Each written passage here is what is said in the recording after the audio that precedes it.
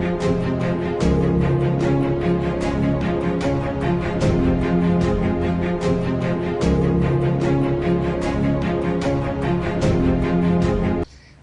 साथियों, उन्नति के एक नए एपिसोड में आप सभी का हार्दिक स्वागत है। साथियों, एक अच्छा संगठन, एक उत्कृष्ट ऑर्गेनाइजेशन वो होता है जो कि अपने कर्मियों का न केवल सेवा के दरमियान बल्कि सेवा के उपरांत भी उनका ध्यान रखे, उनका केयर करे। और सेवा के उपरांत वाले विषय पर पेंशन की जो बात है वो बेहद प्रमुख हो जाती है, अहम हो जाती है। साथियों, ACCL में एक अनुमान के मुताबिक 54,000 से अधिक पेंशनधारी लोग हैं और आज PF और पेंशन इन विषयों पर बातचीत करने के लिए हमारे साथ श्री RK तिवारी जी हैं। आप मैनेजर हैं PF पेंशन विभाग मुख्यालय में। हम तिवारी जी का अभिनंदन करते हैं। सबसे पहले तो आइए एक बुनियादी चीज से चलते हैं कि जैसे कोई आदमी कोल इंडिया में नौकरी कर रहा है तो PF और पेंशन जो है वो कैसे उसको मिलता है, कैसे निर्धारण होता है, बिल्कुल बुनियादी भाषा में यदि आप बताएं हमारे दर्शकों को। देखिए, हमारे संस्थान में मतलब कोल इंडिया लिमिटेड में जितने भी कर्मचारी हैं, चाहे वो हमारे रेगुलर कर्मचारी हों या कॉन्ट्रैक्चुअल वर्कर्स हों, PF और पेंशन दोनों का प्रावधान CMPF और CMPS स्कीम के अंतर्गत रखा गया है। ओके, इसके दो पार्ट को हम समझ सकते हैं। पहला पार्ट है PF का। कर्मचारी के पार्ट से 12% की रिडक्शन होता है। अच्छा, वो हमारी सैलरी से जो 12% रिडक्शन होता है और उतना ही भाग हमारा एम्प्लॉयर भी जमा करता है। ओके जी, वो पार्ट PF में जाता है जी। पेंशन के लिए वर्तमान में 7% की कटौती हमसे होती है और 7% की कटौती भी पेंशन के नियोक्ता भी करता है, एम्प्लॉयर भी करता है। तो मतलब 12% आया कर्मचारी और कंपनी का PF के लिए और 7% आया पेंशन के लिए जी।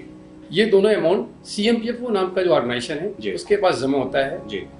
और आफ्टर द रिटायरमेंट जी और आफ्टर द डेथ जी, ये पार्ट कर्मचारी को, और अगर डेथ होती है तो उसकी जो विधवा है या जो नॉमिनी है उनको ये विद इंटरेस्ट पेमेंट हो जाता है। ओके जी।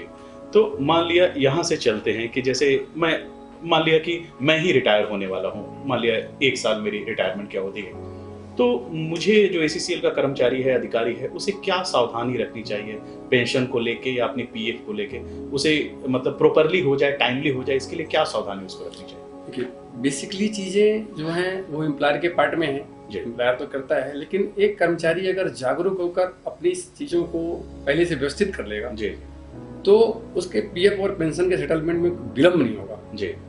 जैसे क्या होता है, कर्मचारी किसी जगह नौकरी करते करते लास्ट में रिटायरमेंट होने के बाद एक अंतिम स्थापना स्थल पर है जी, तो अगर वो अपने PF और पेंशन का अनुदान विवरण जहाँ जहाँ पे पहले पोस्टिंग थी वहाँ से कलेक्ट करके और अपने एम्प्लॉयर को समय से दे दे तो ये जांच सकते हैं कि कहीं किसी पेंशन कंट्रीब्यूशन में शॉर्ट डिडक्शंस तो नहीं है जी।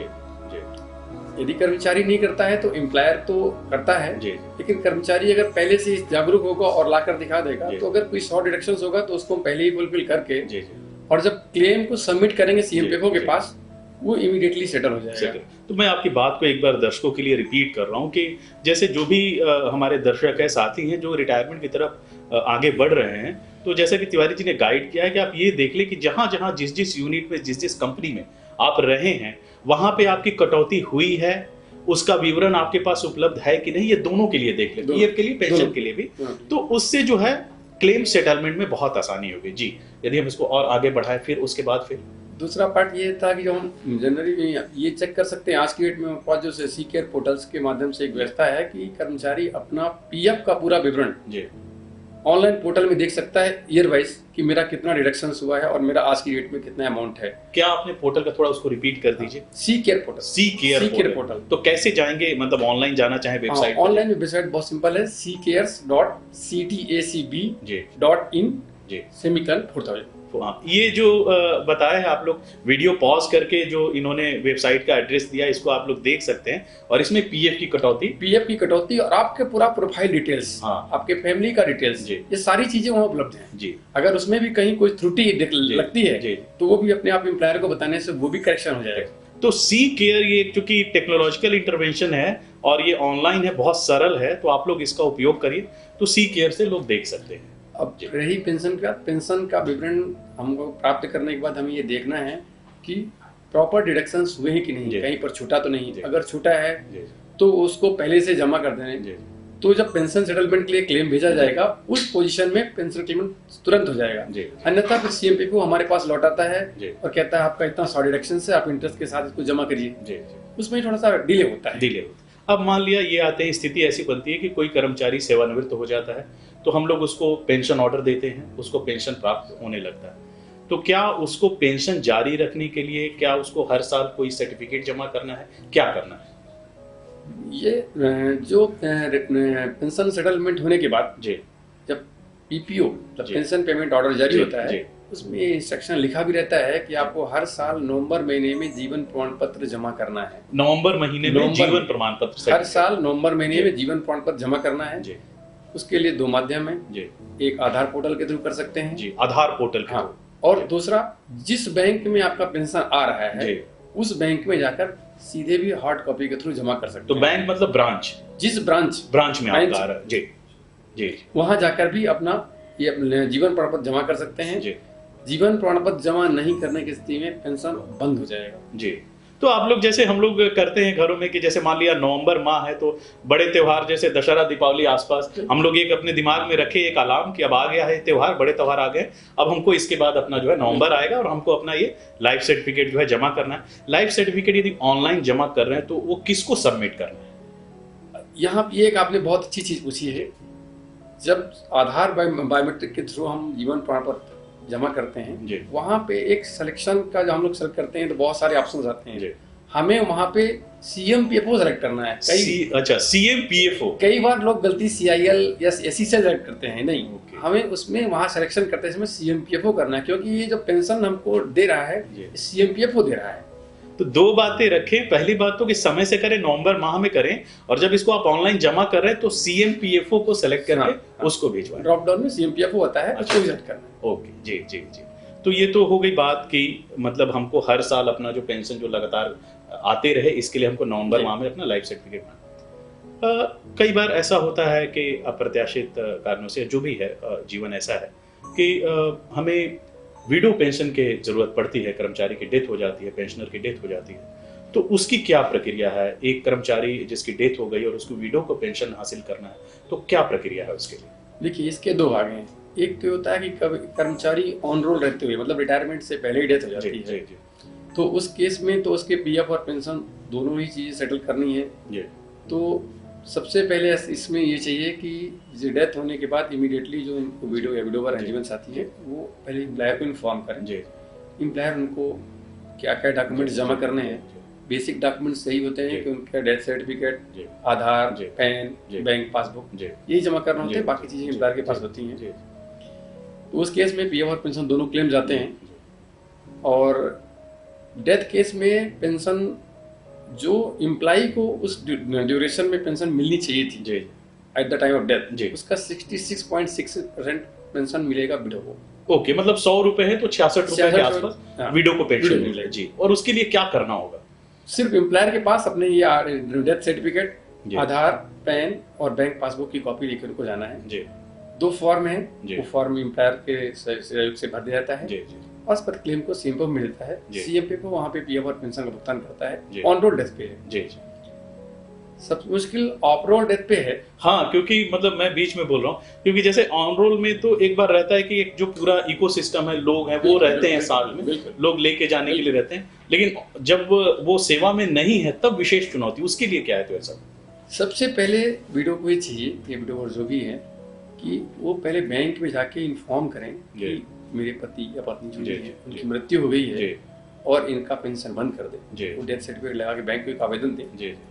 इसका मेन रीजन ये है कि कई बार ऐसा भी होता है कि वो पेंशन कंटिन्यूअस कई महीने चलती रहती है और जब पेंशन क्लेम के लिए भेजा जाता है सीएमपीएफओ को तो सीएमपीएफओ रिटर्न करता है कि एक्सेस पेमेंट है 5 महीने का, 6 महीने का, फिर उसको रिटर्न करना होता है। तो ये लंबा प्रोसीजर हो जाता है और कई महीने लग जाते हैं। ये इस चीज को मैं रिपीट कर रहा हूँ कि जैसे कोई भी जो पेंशन ले रहा है और ऐसी स्थिति आती है कि विडो या विडोवर को यदि पेंशन लेना हो तो सबसे पहले जाके डेथ सर्टिफिकेट हम लोग उस ब्रांच में जमा कर दें, जिससे कि जो व्यक्ति के नाम से पेंशन आ रही थी और उसकी डेथ हो गई वो रुक जाए, है ना, रुक जाए, सो दैट बाद में ये स्थिति ना आए कि सीएमपी बोले कि उसी आदमी के नाम से कुछ महीने और आ गए हैं पेंशन आ गई है और अब इसको हमको रिटर्न करना होगा, तो थोड़ा सा कागजी कार्रवाई में समय लगेगा, तो आप तत्काल जो है ब्रांच में हो सकते हैं। जी बिल्कुल। और उसके बाद जो भी वीडियोवर हैं उन्हें उस यूनिट कॉलरी जहाँ या जो भी संस्थान जिस यूनिट से रिटायर हुए थे उनके पति या पत्नी, उनको वहाँ पे जाना है, अपना डेथ सर्टिफिकेट देना है, अपने बैंक आधार पैन की कॉपी देना है, और उसके बाद वो विडो पेंशन के लिए रिमांड कर। लेकिन अभी एक अच्छी चीज ये हो गई, एक फॉर्मेट जारी किया गया सीएमपीएफ द्वारा कि उसके साथ में आप बैंक से एक सर्टिफिकेट ले लें कि आपके स्पाउस का जो पेंशन है डेथ होने के बाद बंद कर दिया गया है और जो एक्सेस रिकवरी थी वो रिटर्न कर दी गई। ओके जी, ठीक है। तो वो जो डिले पोर्शन है उससे हमें बचाएगा। ओके, मतलब बैंक ही आपको ये भी लिख के दे दे कि जो एक्सेस आया था उसको हमने रिटर्न के इतना लेके आप यूनिट में जाएं। यूनिट पे जाएं। उसके बाद यूनिट आपको कोऑपरेट करते हुए इसका सीएमपीएफ को भेजता है, सीएमपीएफ विडो पेंशन को सेटल करता है और ऑन डेट ऑफ डेथ से ही फिर विडो को पेंशन स्टार्ट हो जाता है। जी। अब जो एक रिवाइज्ड पीपीओ का एक जो योजना आ रही है वो क्या है, और उसमें मैं सुन रहा हूँ कि उसमें यूनिट नहीं जाना है, वो क्या है व्यवस्था, थोड़ा उसके बारे में जानकारी दीजिए। ये हमारे चेयरमैन साहब के और सीएमपीएफओ के दोनों की संयुक्त प्रयास से बहुत अच्छा ये लाया गया है स्कीम। बेसिकली रिवाइज पीपीओ में जो एम्प्लॉय को पीपीओ जारी होता है उसी के साथ इन केस ऑफ डेथ किसको पेंशन मिलना है, मतलब स्पाउस का नाम और कितनी पेंशन मिलना है। अच्छा, ये दोनों ही मेंशन कर दी जाती है। बहुत सुंदर। सो दैट उसको उस यूनिट या कॉलोनी में जाना नहीं पड़ेगा, उसको सीधे बैंक में अप्रोच करना है कि मेरे स्पाउस इनको पेंशन मिल रही थी। और अच्छी बात इसमें यह है कि उस रिवाइज पीपीओ में जो अकाउंट नंबर होता है वो अकाउंट दोनों के नाम से ज्वाइंट होता है। तो उसी अकाउंट में ही पेंशन कंटिन्यू होना है, तो एक आइडेंटिटी बन जाती है, कहीं पे डिलीवर होता है। तो रिवाइज पीपीओ और डेथ सर्टिफिकेट जैसे ही स्पाउस उसका सबमिट करता है बैंक ब्रांच में, वो इसके बाद प्रोसेस कर देता है विडो पेंशन के लिए, तो उसे और कहीं भटकना नहीं पड़ता है। ये रिवाइज पीपीओ का मूल उद्देश्य यही था, क्योंकि लोग रिटायर होने के बाद 80 या 85 साल में बहुत दूर दूर बसे हैं, फिर उनको वहां से यूनिट आना है, वो बहुत मुश्किल होता है। तो इसी से करने के लिए, और इसमें बहुत ज्यादा थ्रस्ट कोल मिनिस्ट्री की तरफ से भी है, कोल इंडिया में चेयरमैन साहब खुद इसके लिए पर्सनली मॉनिटर कर रहे हैं, हमारे डीपी सर इसको पीरियडली मॉनिटर कर रहे हैं।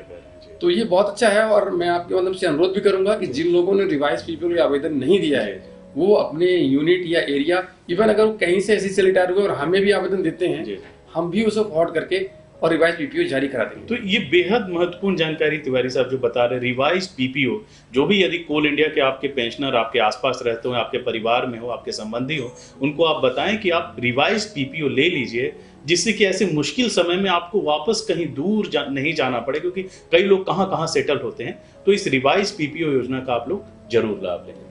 तो अच्छा, ये बताएं कि जैसे ये तो सीएमपीएफओ पीएफ पेंशन की जो बातें हैं, ऑनलाइन के लिए आपने बताया कि जो है सी केयर पोर्टल है, उसके जरिए हम ये जाके देख सकते हैं। आमतौर पे यदि हम एसीसीएल की बात करें तो लोगों को पेंशन का सेटलमेंट, जैसे मैं इस महीने रिटायर हो रहा हूँ मार्च 31 को, तो वो कब मिलता है उनको पेंशन ऑर्डर? ये बहुत ही सुखद अनुभव आपके साथ साझा करता हूँ। फरवरी 2024 से सीएमपीएफओ का जो सेटलमेंट है पीएफ पेंशन का ऑनलाइन स्टार्ट किया गया है। Online and date of retirement के दिन एम्प्लॉय ये जान सकता है कि मुझे कितना पीएफ पेमेंट होना है और कितना पेंशन पेमेंट होना है, और वो ऑलरेडी पीपीओ उसी दिन या उससे पहले ही जारी हो जाते हैं। रिटायरमेंट से पहले ही पीपीओ जारी हो जाते हैं। पहले पीपीओ प्राप्त करने के लिए सीएमपीएफओ का इंतजार करना पड़ता था। अभी ऑनलाइन पोर्टल से जो भी उसके यूनिट में पर्सनल एग्जीक्यूटिव्स हैं जिनके द्वारा केस फॉरवर्ड हुआ है, वो डाउनलोड करके उसी समय दे सकते हैं। सीएमपीएफओ का इंतजार भी नहीं करना पड़ेगा। तो ये बहुत ही अच्छी सुविधा है, और फरवरी 2024 से लेकर अभी तक एसईसीएल के 100% पीएफ सेटलमेंट हो चुके हैं। बहुत बधाई के पात्र हैं आपकी पूरी टीम, और आप लोग जो ऑनलाइन ये सेटलमेंट की प्रक्रिया जो आपने शुरू की है।